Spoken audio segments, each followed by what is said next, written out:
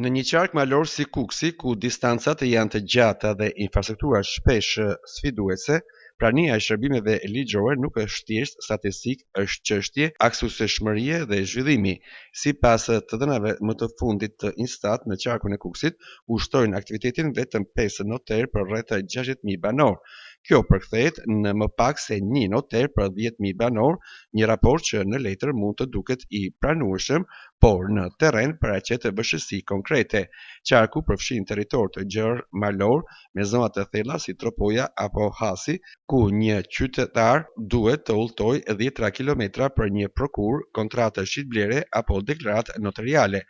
Krahasuar me qarqet bregdetare apo qendrat e mëdha urbane në vend, ku përqendrimi i noterëve është dukshëm më i lartë, Kuksi mbetet në disavantazh. Kjo lidhet edhe me faktorët ekonomik, numri më i ulët i transaksioneve, emigracioni dhe thurrja e popullsisë ndikojnë drejt për drejt në interesin e profesionistëve për të ushtruar aktivitetin në këto zona. Analiza e shpërndarjes tregon qartë një përqendrim të noterëve në zonat me aktivitet ekonomik më të zhvilluar, duke lënë qarqet verilindore me densitet më të ulët profesional. Në plan afatgjat, kjo mund të ndikojë jo vetëm në cilësinë dhe shpejtësinë e shërbimeve, por edhe në klimën e investimeve lokale.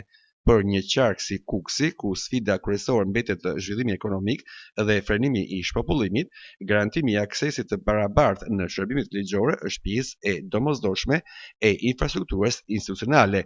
Në fund, noterët nuk janë vetëm firmë dhe vul, janë nyje lidhëse mes qytetarit dhe sigurisë juridike.